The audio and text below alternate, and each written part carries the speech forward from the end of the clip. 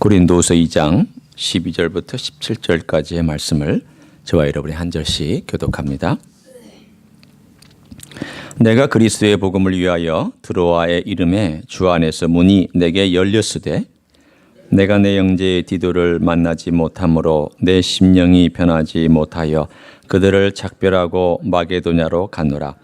항상 우리를 그리스도 안에서 이기게 하시고 우리로 말미암아 각처에서 그리스도를 아는 냄새를 나타내시는 하나님께 감사하노라.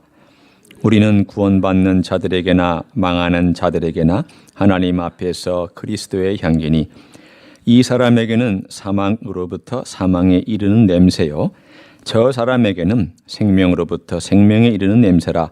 누가 이 일을 감당하리요?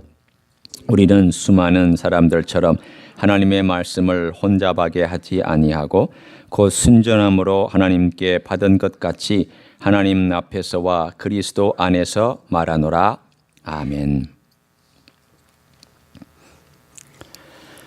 고난 속에서 아름답게 성장한 사람이 있고 고난 속에서 오히려 아름답지 못하게 추락한 사람이 있습니다. 그 전자의 예는 다윗이고 그 후자의 예는 사울입니다. 고난이 똑같이 왔죠. 사울에게도 전쟁이라든가 때로는 그를 어렵혔던 그를 힘들게 했던 다윗이라고 하는 고난이죠. 일종의 위기고 유혹이니까. 그러나 그 고난 속에서 사울은 결국 죽음의 길로 걸어갔고 똑같이 심각한 고난이 찾아왔던 다윗은 그 고난 속에서 생명의 길로 걸어가서 첫 번째 왕과 두 번째 왕의 운명이 아주 극적으로 갈라지게 된 사건을 우리는 잘 알고 있습니다. 왜 그랬을까요? 무엇이 두 사람의 갈 길을 그렇게 결정하고 말았을까요? 다 훌륭한 사람으로 나와 있고 겉으로 보기에는 다 멋있는 장부로 나와 있고 사람들이 흠모할 만한 그러한 조건들을 가지고 있었는데도 말이죠. 그것은 그 사람이 고난 속에서 어떠한 자세로 그리고 어떠한 태도로 그 고난을 받아들였느냐에 있습니다. 고난은 인생을 만들어내기도 하지만 우리가 늘 들었던 것처럼 고난은 그 사람의 진짜 모습을 드러내 줍니다. 고난 속에서 여러분의 진짜 실체가 드러나고 고난 속에서 내 실력이 드러납니다. 내가 맞아봐야 이 사람의 인격이 어떤가가 드러나고 위기 가운데 빠져봐야 그 사람이 진짜 어떤 인격을 가지고 있는지가 그때 드러납니다. 그러면 그때에 우리가 그 위기와 어려움과 고난 속에서 내 자신의 실체가 드러날 때 그 실체를 가지고 어떻게 하느냐, 이게 바로 우리의 태도입니다. 고난 모든 고난에 성공하는 사람은 없습니다. 잘된 사람은 고난 때마다 막 쫙 하고 올라가서 성장했다. 그런 인생은 아무도 없습니다. 아무도 없습니다. 실패합니다. 뒤틀립니다. 갈등합니다. 그리고 힘들어서 씨름합니다. 그런데 문제는 거기에 누가 주체가 되느냐에 따라서 그 인생이 갈라집니다. 워터게이트 사건이 있었습니다. 1970년대에 여러분이 잘 알고 있는 이 워터게이트 사건은 우리 젊은 몇 분은 잘 모르시겠지만 닉슨이라고 하는 미국의 대통령이 그 일로 인해서 하야하게 됐던 그런 사건입니다. 굉장한 사건이었죠. 이 닉슨이 끝까지 부인하다가 나중에 가서야 사실이 밝혀져서 그냥 나 그만하겠다. 네, 예측에서 물러나겠다. 그 사건 우리는 워터게이트 사건이라고 얘기를 합니다. 그때에 그 주변에 있었던 인물 중에 대표적으로 많은 사람들이 있었지만 이 두 사람이 있습니다. 하나는 찰스 콜슨이라는 사람이 있습니다. 이 사람은 얼마나 야비하고 얼마나 정략적이고 얼마나 비상했던 사람인지 주변에 있는 사람들이 이 찰스 콜슨에게 얘기하기를 저 사람은 자기의 목적을 위해서는 할머니도 자동차로 치고 지나갈 사람이다 라고 얘기할 정도로 냉혈한이라고 그렇게 얘기를 했던 사람입니다. 또 한 사람이 있습니다. 또 한 사람 이름은 고든 리디라고 하는 사람입니다. 이 사람은 똑같이 닉슨을 옆에서 전략적으로 도와주고 정치적으로 조언해주고 또 닉슨이 어떻게 하든지 선거에서 이기며 그 모든 일들을 행할 수 있도록 조언해주는 그런 보좌관이었습니다. 똑같이 실형을 받았습니다. 감옥에 들어갔습니다. 그런데 이 감옥에 들어갔을 때에 이 두 사람의 태도가 달라졌습니다. 고든 리드라고 하는 사람은 이렇게 얘기를 합니다. 나는 절대 이런 어려움 속에서 꺾이지 않을 것이다. 왜냐하면 나는 고든 리디이기 때문이다. 이것이 그 사람의 고백이었고 찰스 콜슨, 척 콜슨은 그곳에서 가장 밑바닥에 내려간 다음 거기에서 철저히 자기 자신의 실체와 모습을 보고 예수 그리스도를 그 감옥에서 영접했습니다. 그리고 나서는 이 사람이 감옥에서 나온 다음에는 프리즌 미니스트리라고 하는 미니스트리를 만들어서 그가 2012년에 돌아가셨습니다. 돌아가시 전까지 지금도 그 사역은 진행되고 있는데 끊임없이 감옥에 가서 복음을 전하고 자기와 똑같은 인생을 살았던 교만이든 그것이 잘못된 어떤 거짓이든 도둑이든 뭐든지 간에 잘못된 인생을 살아왔던 사람들에게 복음을 전하는 일을 평생 하다가 몇 년 전에 주님의 품에 안겼던 사람입니다. 그분이 쓴 책을 보면 정말 도전이 됩니다. Kingdoms in Conflict 혹은 Knowing, Loving God, 하나님을 사랑하는 Loving God이라는 말로 우리 책에도 번역이 되어 있습니다. 이런 책들을 보면 그가 마음에 가지고 있는 그 하나님을 향한 고백이 감옥에서 만난 예수 그리스도란 그 진실함이 평생 동안 지속되어 있는 것을 알 수가 있습니다. 뭐가 갈라놨을까요? 고난이라고 하는 이 감옥이라고 하는 이 고난 속에서 한 사람은 여전히 자기의 자존심과 나는 나다라고 하는 마음을 가지고 살았던 한 사람이 있는가 하면 또 한 사람은 그 감옥에서 깊이 후회하고 누이치고 그리고 예수 그리스도를 구주로 영접하고 새로운 길을 걸어갔던 두 사람의 길이 갈려지는 그 이야기를 우리는 들을 수 있습니다. 똑같습니다. 사울과 고든 리디, 다윗과 찰스 콜슨. 결국은 내가 예수 그리스도를 믿기 전이든 믿은 후든지 간에 누가 주체가 되느냐에 따라서 인생의 길은 확 달라집니다. 사울은 여전히 내 인생의 주인은 나입니다. 하나님을 만난 다음에도 하나님께서 자기를 세우신 것을 알매도 불구하고 그리고 그가 처음 성령의 충만함 때문에 예언까지도 했던 사울 왕은 여전히 내 중심의 삶을 벗어나지 못해서 그는 사망에 이르렀고 다윗은 자기 중심의 삶보다는 하나님 중심의 삶으로 늘 나아갔기 때문에 그의 삶은 생명에서 생명으로 이르는 결과를 가져올 수 있었습니다. 오늘 그 이야기가 여기 고린도후서에 나와 있습니다. 여러분 한번 보시죠. 17절을 먼저 보시겠습니다.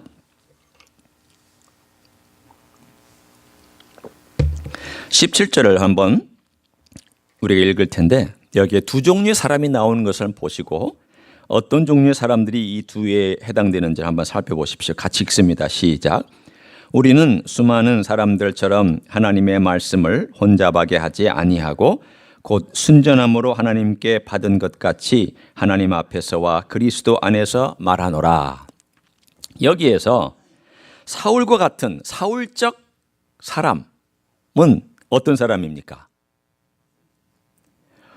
하나님의 말씀을 혼잡하게 하는 사람, 혼잡하게 전하는 사람, 혼잡하게 생활하는 사람. 그러면 다윗과 같은 척 콜슨과 같은 그런 삶을 살아가는 사람은 어떤 사람입니까? 순전함으로 하는 사람. 그러면 우리는 분명히 알 수 있습니다. 아, 하나는 혼잡하게 하는 사람이 있고 하나는 순전함으로 하는 사람이 있구나. 두 종류의 그리스도인이 있구나. 사역자도 두 종류의 사역자가 있구나. 장로들도 두 종류의 장로가 있구나. 목사도 두 종류의 목사가 있구나. 집사도 두 종류의 집사가 있구나. 권사님들도 빠지면 안 되니까. 권사도 두 종류의 권사가 있구나. 또는 직분을 갖지 못한 분들도 두 종류의 직분을 갖지 못한 그리스도인이 있구나. 이 얘기입니다. 뭐가 이 일을 결정할까요? 결국은 똑같이 다시 원점으로 돌아옵니다. 누가 주체가 되느냐. 여기에 달려 있습니다. 주님께서 우리를 위하신 건 맞죠? 주님이 우리 사랑하시죠? 또 주님이 우리를 위하신다는 이 말씀은 맞는 말씀입니다. 성경에도 보면 주께서 우리를 위하여 자기의 가장 최선의 것, 자기의 생명을 우리에게 주셨고 하나님 아버지께서는 자기의 아들이신 예수 그리스도를 주셨다라고 우리를 위하여 하셨다라고 말씀하고 있습니다. 이것을 우리는 이렇게 표현합니다. 그것은 서술적 선언이다. Descriptive statement입니다. 뭐냐면 이건 진리이기 때문에 하나님께서 이렇게 하셨다. 그리고 이렇게 하신다. 누가 주체가 되냐면 하나님께서 주체가 되셔서 하나님께서 우리를 위하여 이렇게 하셨다. 이거 서술하고 있는 내용입니다. 진리를 그대로 서술해 줍니다. 그런데 많은 그리스도인들이 하나님의 사랑을 알고 하나님의 사랑을 받았지만 어떠한 태도로 우리의 신앙생활을 유지하고 있냐면 규범적 선언으로 우리가 삶을 살아갑니다. 이거는 normative statement이에요. 무슨 뜻이냐면 하나님은 나를 축복해 주셔야 한다. 하나님은 나를 위해 주셔야 한다. 하나님은 나의 행복을 위하여야만 한다. 라고 내가 규범을 만들어서 하나님께서 이렇게 해 주셔야만 한다라고 말하고 있는 내용. 그러면 하나님은 나를 위하여 축복을 주셔야 한다라고 규범적으로 내가 글자를 만들어 놓았으면 이 문장의 주어는 무엇입니까? 하나님이에요. 그러나 이 문장의 주체는 누구입니까? 나예요. 여러분, 우리의 삶이 왜 문제가 되냐? 우리의 영성이 왜 문제를 일으키느냐? 왜 우리의 영성이 발전하지 못하느냐? 간단하게 얘기하면 바로 우리는 이 규범적인 선언을 가지고 신앙생활을 하기 때문입니다. 하나님이 내 기도를 왜 안 들어주시냐? 하나님이 왜 내 원하는 대로 응답해 주시지 않느냐? 하나님께서 왜 나를 축복해 주시지 않느냐? 여러분, 사탄이 쓰고 있는 작전 중에 굉장히 교묘한 작전이 하나 있습니다. 그것은 이렇게 우리 귀에 와서 속삭이는 겁니다. 하나님 좋은 분이시지. 하나님이 좋은 분인데 너에게 좋은 걸 주시겠다고 약속하지 않았어? 그런데 네 생을 한번 봐. 너 아프잖아. 너 돈도 별로 없잖아. 너 집도 없잖아. 너 차를 좀 봐. 별로 빛나지도 않은 차 타고 다니잖아. 하나님이 너 사랑하신다며? 하나님이 정말 너를 도와주시고 있는 것 같을까? 그리고는 가만히 이 사탄은 그래서 대답을 안 해주고는 슬며시 어둠 속으로 사라집니다. 그러면 우리의 마음속에 어떤 생각이 들냐면 그래, 하나님은 좋은 아버지인데 왜 나는 이 모양 이 꼴로 살까? 왜 하나님은 분명히 나를 축복해 주신다고 했는데 왜 나는 이렇게 힘들게 걸어가야 할까? 라고 내 마음속에서 혼란이 생기기 시작합니다. 사탄이 하는 일이 뭘까요? 우리의 마음속에 혼잡한 생각을 집어넣는 것. 이게 사탄이 하는 일입니다. 여러분, 사탄이요, 우리를 핍박하면 우리는 신앙으로 견디려고 하기 때문에 실패합니다. 사탄이 여러분을 막 어둠 가운데 몰아넣고 너 예수 믿을래 안 믿을래 하면은 대부분의 사람들은 믿겠다고 할 것입니다. 적어도 우리 여기에 있는 분들은 그렇게 할 것입니다. 그러나 교묘하게 와서 질문을 계속 던지면 우리의 마음속에 있는 회의가 일어나고 마음에 혼돈이 일어나서 이 혼란한 것, 이 혼자 들어가면 별로 좋은 게 없습니다. 아주 혼미케 하고 혼란하게 하고 혼돈시켜드리고 혼을 다 빼놓는 이러한 일들을 사탄이 합니다. 어떻게 하려고요? 혼잡하게, 복음 안에 혼잡한 어둠의 영과 지옥의 내용과 잘못된 것들을 집어넣고 인간의 가르침을 집어넣어서 섞어놓은 다음 봐라, 하나님도 사랑하시지 않는다 라고 결론을 내리게 만들려고 하기 때문입니다. 오늘 여기 나와 있는 이 혼잡한 사람들은 어떤 사람들이었느냐? 여기서 혼잡하게 한다는 이 단어는 소매상, 행상, 장사하는 사람이 자기의 이익을 위하여 물건을 팔 때에 그 물건에 대하여 설명할 때 쓰는 말들 중에 하나입니다. 자, 여러분이 이 물건을 팔려고 합니다. 이 물건을 팔아서 이익을 남기려면 여러분이 어떻게 얘기를 해야 될까요? 이거 별거 아니에요. 이거 그냥 싸구려예요. 이거 뭐 사시든지 마시든지 알아서 하세요. 살까요, 안 살까요? 대부분은 뭐 파는 확신도 없냐? 파는 사람이 이 물건을 그따위로 설명하냐? 그리고 이 물건 안 살 거예요. 어떻게 해야 될까요? 이 물건으로 말씀드릴 것 같으면 하고 이렇게 시작해야 되잖아요. 이 물건으로 말씀드릴 것 같으면 천하의 장인인 누구누가 이것을 디자인하고 이것을 만든 곳은 어디이며 뭐 이렇게 방부항하게 그야말로 막 띄우고 강조하고 최고의 것인 마냥 얘기를 해야 그래도 살까 말까 합니다. 장사하는 사람이 자기 이익을 위해서 물건을 정직하게 파는 장사치 별로 없습니다. 대부분은 과장하고요, 과대 포장하고 광고할 때도 과대로 광고합니다. 저 약 먹으면 다 나을 것처럼. LA 오니까 무슨 놈의 약이 이렇게 많은지. LA 오니까 신문마다 건강식품으로 도배하고 건강한 어떤 뭐 의자들, 건강한 무슨 뭐 이런 것들로 다 도배를 해서 세상에 여기에 살고 있는 분들은 다 건강하셔야만 될 것 같은 느낌이 들었습니다. 실제로 좀 오래 사시긴 해요. LA에 사시는 분들이. 그러나 제가 볼 때 건강식품 때문에 오래 사시는 게 아니고 기후 때문에 오래 살고 이 미국이란 분위기가 평화롭기 때문에 오래 사시는 거지 건강식품은 조금 영향을 줄까 말까 하다는 저는 생각을 합니다. 과대 포장이 있습니다. 과장이 있습니다. 속이는 게 있습니다. 오늘 여기 나와 있는 혼잡하다는 말이 그 말입니다. 복음이 있는데 이 복음을 있는 그대로 전하지 않습니다. 사람이 재미없어 하니까. 그래서 이 복음에다가 온갖 덕칠덕칠을 다해가지고 포장하고 과장하고 인간의 생각을 집어넣고 인간의 방법대로 한 다음에 봐라 얼마나 멋지냐. 사람들이 좋아하는 게 뭘까요? 돈이죠. 사람들이 좋아하는 게 뭘까요? 물질이죠.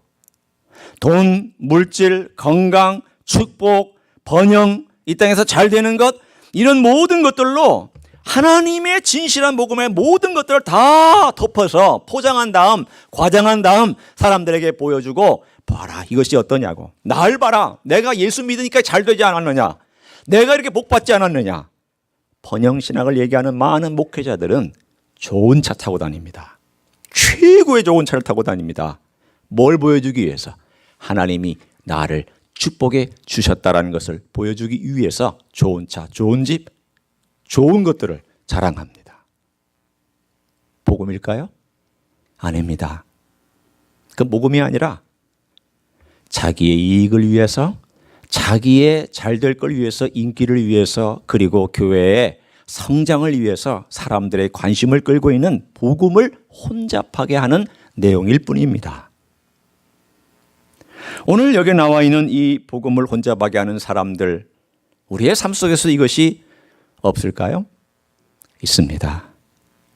여러분, 우리가 하나님 아버지 앞에 하나님, 왜 내 기도를 들어주시지 않습니까? 하나님, 왜 나는 이렇게 어려워합니까? 내 삶 속에서 내가 하나님께 하나님 도심에 대하여 기도할 때에 내 동기를 생각해 보라는 겁니다. 그 동기가 뭐냐면 하나님께서 원하시는 뜻에 나를 맞추려고 하기보다 내 뜻에 하나님을 맞추려고 하는 그 기도가 만약에 강하게 드러나고 있다면 그 문제입니다. 이 기도를 들어보세요. 우리는 주기도문을 외울 줄 알잖아요. 하늘에 계신 우리 아버지여, 이름이 거룩히 여김을 받으시오며 나라 임하옵시며 뜻이 땅에서 이루어진 것처럼 하늘에서도 이루어지이다. 틀려요? 맞아요? 틀렸죠? 당연히 틀렸죠. 뜻이 어디서 이루어진 것 같이? 하늘에서 이루어진 것 같이 땅에서도 이루어지이다가 맞아요. 우리는 어떻게 실제로 기도할까요? 뜻이 땅에서 이루어진 것 같이. 이 말은 뭐예요? 내가 결정한 대로, 내가 생각한 대로, 내가 느끼는 대로 하늘에서도 이루어지이다 라고 기도해요. 이것이 복음을 혼잡하게 하는 거예요. 여러분, 사울이 그렇습니다. 우리는 사울을 욕할 줄 압니다. 사울이 뭐가 문제인지를 압니다. 그런데 내 삶으로 돌아오면 사울을 보지 못합니다. 그게 우리의 문제예요. 우리는 다 다윗을 칭송하고 다 다윗처럼 되기를 원해요. 저도 영어 이름이 다윗이에요. 지금은 안 쓰고 있지만 제가 미국에서 공부하는 동안에 수영 데이빗 킴이었어요. 저 다윗이 좋아요. 그러나 내 안에 사울의 요소가 너무 많다는 것을 알아요. 내가 원하면 다윗인데 내 안에는 사울과 같은 그러한 이 모습이 너무 많아요. 어떤 모습이? 자꾸 예수님을 내 수준으로 낮추고 예수님을 내 욕망과 내 목적과 내가 이루고자 하는 그러한 어떤 일을 위해서 주님을 이용할 때가 많고, 그리고는 은근히 말할 때에는 하나님이 다 하셨습니다 이렇게 얘기를 해요. 제가 깜짝 놀란 것 중에 하나가 사랑의 교회, 한국에 있는 사랑의 교회가 시끄럽잖아요. 지금도 법적으로도 문제가 많잖아요. 또 이 사랑의 교회 때문에 한국 교회의 수준이 완전히 바닥에 떨어졌고 젊은이들을 향한 복음의 문은 꽉 막혀버렸거든요. 그런데 그 교회가 그 앞에다가 크게 이렇게 써붙였습니다. 하나님께서 행하셨습니다. 하나님께서 행하셨습니다. 우리는 하나님께서 행하셨다라고 말하는 거 쉽습니다. 얼마든지 할 수 있습니다. 입술로 하나님께서 행하셨습니다. 하나님이 영광 받으셔야 됩니다. 하나님께서 축복해 주신 것입니다. 하나님의 은혜입니다라고 입술로는 얘기하는데 정작 문제가 터졌을 때 그 앞에서 하나님의 은혜란 뭘까요? 회개하는 거죠. 잘못된 거 인정하는 거죠. 잘못된 것 앞에서 내 삶을 똑똑히 바라보고 이게 내 실체구나. 사랑의 교회가 정말 자신들의 실체를 알았더라면 그 목회자로부터 시작해서 하나님 아버지 앞에 무릎 꿇는 일이 있어야 될 텐데 전혀 없습니다. 한국 교회가 앞으로 가야 될 길이 깜깜합니다. 이걸 보면 사랑의 교회의 90%가 여전히 문제없이 그 목사님을 따라가고 있다는 것 자체가 불행입니다. 이게 우리의 모습이라는 거예요. 제가 사랑의 교회를 욕하기보다 먼저 우리의 모습을 가만히 들여다보고 있으면 내가 이 세상에 살아가는 동안 주님의 복음은 분명하고 주님의 복음은 정직해야 되고 주님의 복음은 우리의 삶이 하나님의 뜻에 합당하게 하늘의 뜻이 이루어진 것처럼 이 땅에서 이루어지기를 위하여 절대 타협하지 아니하시고 절대 기준을 낮추지 아니하시는 하나님과 예수 그리스도의 기준에 내가 얼마나 부족하냐를 봐야 할 텐데 우리는 자꾸 내 기준에다 맞춰서 하나님의 뜻을 맞추고 하나님의 영광을 내 영광 가운데 집어넣고 하나님의 뜻을 내 뜻 안에 집어넣으려고 해서 우리가 살아가는 이 혼잡한 복음 때문에 교회가 혼잡하고 우리의 영성이 혼잡하고 우리의 삶이 혼잡해진다는 것을 오늘 본문에 말씀하고 있습니다. 그렇다면 우리는 어떻게 살아가야 할까요? 반대입니다. 오늘 반대, 곧 순전함으로 하나님께 받은 것 같이 하라. 여기에 나와 있는 순전함으로 하나님께 받은 것 같이 하라 이 말에 17절을 제가 중심으로 봅니다. 우리는 수많은 사람들처럼 하나님의 말씀을 혼잡하게 하지 아니하고 곧 순전함으로 하나님께 받은 것 같이 하나님 앞에서와 그리스도 안에서 말하노라. 순전함이란 뭘까? 그리고 이 순전함에서 나오는 냄새가 뭘까? 자, 여러분 한번 우리 거슬러 올라갑니다. 16절로 한번 거슬러 올라가 볼게요. 16절. 이 사람에게는 사망으로부터 사망에 이른 냄새요, 저 사람에게는 생명으로부터 생명에 이른 냄새라. 누가 이 일을 감당하리요? 여기에 냄새라는 게 나옵니다. 그리고 15절에는 이것을 향기라고 되어 있습니다. 향기는 퍼퓸 같은 그런 거죠. 냄새는 뭐 센트 이런 것이 되겠습니다. 이게 무슨 냄새를 의미하는 걸까요? 여러분이 오늘 오시면서 뿌리고 온 향수, 그것이 여기 향기 혹은 냄새일까요? 아니면 무슨 냄새를 여기서 말하고 있는 것일까요? 예, 그리스도 자체, 예, 행동. 물론 뭐 맞는 부분이 있습니다. 제가 이 냄새가 뭔지를 설명해 드립니다.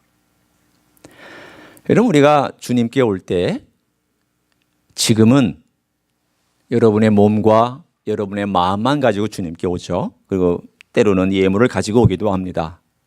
옛날에는 주님께 갈 때 어떻게 갔어야 됐을까요? 주님께 가려면 꼭 지참해야 되는 게 있었습니다. 뭘까요? 재물을 가지고 와야 했습니다. 재물 없이는 절대 하나님을 만나지 못했습니다. 그 돈을 얘기하는 게 아닙니다. 그래서 재물은 짐승의 피를 의미합니다. 짐승을 가져와야만 하나님을 만났습니다. 짐승의 피가 흘려져야만 하나님을 만났습니다. 가난한 자는 비둘기라도 가져와야 했고 부자는 소를 가져와야 했습니다. 그래야 하나님을 만났습니다. 그때에 그 제단에서 드려지는 것을 뭐라고 되어 있냐면 냄새라고 되어 있습니다. 하나님이 흠양하시는 냄새냐 아니냐? 하나님은 어떤 것을 흠양하셨을까요? 순전한 제사를 흠양하셨습니다. 그렇죠? 순전하지 않은 제사는 하나님께서 흠양하시지 않았습니다. 냄새는 납니다. 똑같은 냄새 납니다. 동물 태워서 드리는데 똑같은 냄새 안 나겠습니까? 쟤는 조금 다리에 흠이 있는데 냄새가 다르네. 그거 아니에요. 냄새는 다 똑같아요. 사람들이 맡는 냄새는 똑같은데 뭐가 달라지는 겁니까? 하나님이 맡으시는 냄새는 다르다는 겁니다. 한 냄새는 생명에서 생명으로 올라가고 한 냄새는 죽음에서 죽음으로 올라갑니다. 제가 그 예를 읽어드릴 테니까 한번 보세요. 시편 50편에 가보겠습니다. 자, 여러분은 이제 하나님께서 여러분에게나 우리에게 하시는 말씀이 무엇인지를 우리가 들을 수 있는 시편의 이야기를 갖고 있습니다. 시편 50편 7절을 봅니다. 쭉 제가 읽어볼 테니까 들어보세요. 시편 50편 7절이에요. 내 백성아 들을지어다 내가 말하리라. 이스라엘아 내가 네게 증언하리라. 나는 하나님 곧 네 하나님이로다. 나는 네 재물 때문에 너를 책망하지는 아니하리니 내 번제가 항상 내 앞에 있음이로다. 내가 네 집에서 수수나 네 우리에서 순념소를 가져가지 아니하리니 이는 삼림의 짐승들과 뭇 산의 가축이 다 내 것이며 산의 모든 새들도 내가 아는 것이며 들의 짐승도 내 것이미로다. 내가 가령 주려도 네게 이르지 아니할 것은 세계와 거기에 충만한 것이 내 것이미로다. 내가 수수의 고기를 먹으며 염소의 피를 마시겠느냐? 무슨 뜻이에요? 이 사람들이 재물을 가지고 와서 하나님의 환심사고 하나님을 만족시켜 드리려고만 했습니다. 재물로. 어떻게 하지 아니하고 삶은 하나도 바꾸지 아니하고 재물만 가져온 거예요. 요즘으로 말하면 내가 이 세상에 나가서 살아갈 때는 전혀 그리스도인답게 살지 않다가 교회에 올 때는 헌금 드리고 교회 와서는 성찬식 참여하고 교회에 와서는 교회 봉사하고 교회 와서는 밖에 나가서 주차 유언도 하고 교회 와서는 식당 봉사도 하고 교회 와서는 모든 걸 다 하는데 세상에 나가서는 믿는 사람하고 똑같이 살아간다는 거예요. 그리고 그는 와서 하나님 저를 축복해 주세요. 하나님 제가 예물을 드리니까 저를 복 주세요. 저를 용서해 주세요. 라고 말까지는 한단 말이에요. 그리고 말하기를 하나님 우리가 드렸는데 왜 우리를 축복해 주지 않는 거예요? 내가 하나님께 바쳤잖아요. 하나님께 드렸잖아요. 아까 제가 규범적 선언한다고 얘기했잖아요. 하나님께 우리가 드렸는데 하나님은 왜 우리를 축복해 주지 않는 거예요? 라고 하는 그들의 태도에 대해서 너 그만 가져와라. 내가 너희들의 예물 때문에 지친다. 왜? 너는 나를 이용해 먹으려고, 나를 이용하려고만 예물을 가지고 오고 있지 않느냐. 그러면서 하나님께서 뭐라고 말씀하셨느냐. 14절과 15절을 보세요. 감사로 하나님께 제사를 드리며 지존하신 이에게 내 서원을 갚으며 환난 날에 나를 부르라. 내가 너를 건지리니 내가 나를 영원롭게 하리로다. 오늘 16절 15절 이전에 뭐부터 하라고 말씀하셨습니까? 감사로 하나님께 제사 드리라. 그 다음에 지존하신 이에게 내 서원을 갚아라. 우리는 뭐부터 할까요? 15절부터 해요. 하나님께 부르짖는 것부터 해요. 그러지 마라. 너 나에게 부르짖는 건 내가 다 알고 있다. 너 재물 내가 다 알고 있다. 안 가져도 상관없다. 심지어 이렇게 지금 하나님 말씀하시는 거예요. 율법에는 가져와야 되지만 강조법이에요. 뭘 안 하고 있는 거예요? 감사도 없고 서원을 갚지도 않는다는 거예요. 감사는 뭘까요? 하나님을 인정하고 하나님을 찬양하고 하나님께 내 삶의 제사를 드리는 거예요. 마음으로부터 드리는 거예요. 서원은 뭐예요? 내가 하나님께 헌신한 대로 살아가는 거예요. 이건 다 빼고 재물만 가져오거나 혹은 기도로만 모든 것을 해결하려고 하는 그들의 삶의 모습을 보고 하나님께서 제발 좀 그렇게 하지 말아라. 그리고 나서 16절에 이렇게 말씀하십니다. 그들의 삶, 말씀을 혼잡게 하는 사람들의 삶이 어떤 건지를 한번 예를 들어서 하나님 말씀하십니다. 16절, 악인에게는, 여기서 악인은 하나님을 섬기지 않는 사람이 아니에요. 하나님을 섬기되 혼잡스럽게 섬기는 사람을 얘기하는 거예요. 그 사람은 이르시되 네가 어찌하여 내 율례를 전하며 내 언약을 내 입에 두느냐? 무슨 뜻이에요? 너는 말로는 청산유수로구나. 말로는 다 알고 있구나. 뭐가 문제예요? 17절. 네가 교훈을 미워하고 내 말을 내 뒤로 던지며 그런데 실제로 너는 삶 속에서는 내 말을 실천하지 않고 있구나. 18절. 도둑을 본즉 그와 연합하고 너 도둑질하고 있구나. 너 혹시 내 거 도둑한 거 없느냐? 이웃 거 도둑한 거 없느냐? 가늠하는 자들과 동료가 되며 너 음란한 생각하지 않느냐? 19절. 내 입을 악에게 내어주며 내 혀로 거짓을 꾸며내며 너 입술로 남 욕하지 않느냐? 입술로 남 저주하지 않느냐? 너 입술로 거짓말하지 않느냐? 20절. 앉아서 내 형제를 공박하며 내 어머니 아들을 비방하는도다. 너 형제를 공격하며 비난하지는 않느냐? 21절. 네가 이 일을 행하여도 내가 잠잠하였더니 네가 나를 너와 같은 줄로 생각하였도다. 하나님께서 즉시 심판하지 아니하니까 너무 담대해져 가지고 죄를 지으면서도 죄인지도 모르고 하나님께 예물만 가져오면 된다고 생각하고 살아가는 너희들의 모습이 정말 가증하지 아니하냐? 그리고 하나님 말씀하시는 거예요. 내가 너를 책망하여 네 죄를 네 눈앞에 낱낱이 드러내리라 하시는도다. 무서운 말씀이죠. 하나님을 잊어버린 너희여. 22절. 이제 이를 생각하라. 그렇지 아니하면 내가 너희를 찢으리니 건질 자 없으리라. 말씀을 혼잡게 하는 자, 하나님의 말씀을 혼잡게 하고 살아가는 자를 하나님께서 심판하시겠다고 약속하셨습니다. 따라서 23절 보세요. 감사로 제사를 드리는 자가 나를 영화롭게 하니 그의 행위를 옳게 하는 자에게 내가 하나님의 구원을 보이리라. 다시 돌아옵니다. 오늘 말씀으로 우리가 돌아와서 순전함 가운데 있는 것이 무엇일까를 생각해 보시기를 원합니다. 순전함은 오늘 여기 있는 그대로예요.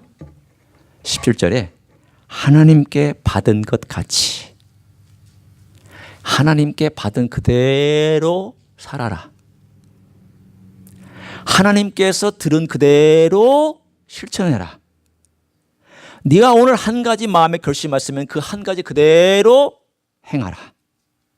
이거예요. 17절에 다 나와 있어요. 하나님께 받은 것 가치라는 말은 뭐냐면 그대로 그 뜻이에요. 그대로. 너 욕망 섞지 말고, 너 거기에 네가 주님을 마음대로 조정하려고 하지 말고 주님께 너 자신을 맡겨. 그리고 순종해. 따라가. 한번 해봐. 세상에서 손해볼 각오하고 한번 예수님 말씀대로 해봐. 이거예요. 두렵죠? 하나 해보라는 겁니다. 그대로. 두 번째, 하나님 앞에서와, 하나님 앞이라고 하는 것은 여러분 하나님의 임재예요. 하나님의 임재의 제일 첫 번째 반응은 경외와 두려움이에요. 여러분 하나님의 임재가 여러분에게 친밀하다고 느끼시면 그거 잘못된 겁니다. 하나님의 임재는 the presence of God, 하나님의 임재는 두려움이에요. 우리가 두려움 가운데 하나님 앞에서 살아가고 있느냐. 세 번째, 그리스도 안에서 순전함으로 행하느냐. 그리스도 안이라는 말은 그리스도의 관계예요. 그리스도의 관계는 그리스도 그분이 누구냐를 제대로 알아야 관계 설정이 돼요. 주님은 우리의 주인이십니다. 우리는 주님의 종입니다. 주님은 우리의 목자가 되시고 우리는 양입니다. 주님은 우리를 인도하시는 인도자요, 우리는 인도를 따라가는 사람입니다. 내가 주님을 인도하려고 하지 마십시오. 말이 마차를 끌어야지. 어찌 마차가 말 앞에 있어야 되겠습니까? 내가 주님을 끌어당기면 안 됩니다. 우리의 신앙생활에 많은 경우 내가 내 마음대로 주님을 조종하려고 하다 보니까 말씀을 혼잡하게 합니다. 내 이익대로 하려고 합니다. 아니, 그것을 바울은 오늘 본문에 말하기를 나는 그렇게 하지 아니하였다. 나는 처음부터 끝까지 너희 고린도 교회를 향하여서 내 마음의 진실함으로 하였지만 하나님께 순수하고 순전함으로 너희를 사랑하고 너희를 도와주려고 한 이 마음을 하나님 증인이시다. 그리고 나는 너희들 잘 살아야 된다, 돈 벌어야 된다, 잘 돼야 된다, 출세해야 된다, 멋지게 살아라. 나 그거 얘기하지 않는다. 하나님 말씀대로 살아라. 말씀 지켜라. 잘못된 거 있으면 회개해라. 철저하게 회개하고 돌아와라. 그렇지 아니하면 말씀을 혼잡케 한 사람들처럼 너희도 말씀을 혼잡케 하고 사망에서 사망으로 이끄는 길을 걸어갈 수밖에 없을 것이다. 말씀을 제가 마감하려고 합니다. 처음에 제가 고든 리디의 이야기와 찰스 콜슨의 이야기를 했습니다. 두 사람 같이 감옥에 있다가 나왔지만 한 사람은 그저 그런 인생을 살았습니다. 그러나 찰스 콜슨은 감옥에서 나온 다음에 변화된 삶을 살았는데 그가 이런 말을 했습니다. 들어보십시오. 궁극적으로 실패할 것들을 위하여 잠시의 성공을 기뻐하는 자가 되기보다는 궁극적으로 성공할 것을 위하여 지금 겪는 잠시의 실패를 감사하라. 다시 읽습니다. 궁극적으로 실패할 것들을 위하여 잠시의 성공을 기뻐하는 자가 되기보다는 궁극적으로 성공할 것들을 위하여 지금 겪는 잠시의 실패를 감사하라. 이 잠시의 실패 가운데 단어를 바꿀 수 있습니다. 지금 겪는 잠시의 고난을 감사하라. 지금 겪는 잠시의 병듦을 감사하라. 지금 잠시 겪는 인생의 역경을 감사하라. 감사로 제사를 드리라고 그랬습니다. 시편 50편도. 감사가 빠지면, 하나님을 인정하는 것이 빠지면 내 삶에 문제가 있는 것입니다. 주님 앞에 기도하기를 원합니다. 주여, 제 입에서 어떠한 조건이든지 하나님이 살아계셔서 역사하시고 우리 주님이 주관하심으로 나는 감사하다. 감사하다. 여러분, 누구를 여러분이 같이 주변의 친구로 삼고 싶을까요? 감사하는 사람을 삼고 싶죠.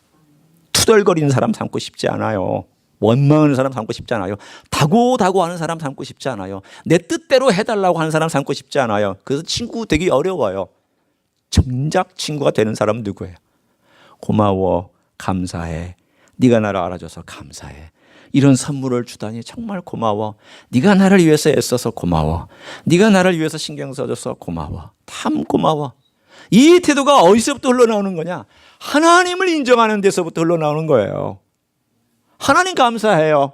하나님 지금의 역경도 제가 힘들지만 감사하고 하나님의 뜻 때문에 제가 감사할 수 있어요. 제가 하나님을 인정해드리고 하나님 정말 주님 뜻대로 행하세요. 하늘에서 이루어진 뜻이 이 땅에서 이루어지기를 저는 원해요. 비록 역경 속에서도 저는 그렇게 살기를 원해요. 바울이 그렇게 살았잖아요. 바울이 타협한다요? 안 했어요. 바울 타협했으면요, 멋지게 화려하게 살 뻔했던 사람이지만 죄송하지만 그도요, 맨 마지막에는 외롭게 감옥에서 죽어갔습니다. 전승에 의하면 네로가 이 불태워 죽이는 횃불감으로 삼았다고 얘기하고 있습니다. 고린도후서 4장에 보면 그때 그가 죽기 직전에 마지막 유언처럼 얘기합니다. 디모데에게 겨울 전에 너는 어서 와라. 다 나를 떠났다. 그 곁에 있는 사람은 딱 한 사람 누가만 그 곁에서 지켜주고 있었습니다. 누가를 제외하고는 다 떠났습니다. 왜 떠났을까요? 복음을 향하여 끝까지 순전한 마음을 가지고 있었던 이 바울을 사람들은 견디기 어려웠을 것입니다. 왜? 돈이 나오냐, 밥이 나오냐, 출세가 나오냐, 뭐가 나오냐, 그렇게 산다고 뭐가 되냐? 어디서 많이 들어본 얘기 같지 않아요? 여러분, 그렇게 살면 돈 나옵니다. 그렇게 살면 건강 나옵니다. 그렇게 살면 축복 나옵니다. 어떻게? 주의 뜻에 의한 주님이 기뻐하시는 이 땅에서의 삶도 있고, 그거는 정말 아무런 건 사소한 것이 되어서 영원한 것, 아까 찰스 콜슨 얘기한 것처럼 영원한 것을 바라보니까 이 땅에 있는 것들은 정말 사소하구나라고 느끼는 그런 느낌으로 우리는 이 땅에서 순전함을 지키며 살아갈 수 있는 줄로 믿습니다. 그런 삶을 살아가시기를 예수님의 이름으로 간절히 축원합니다. 기도하시겠습니다.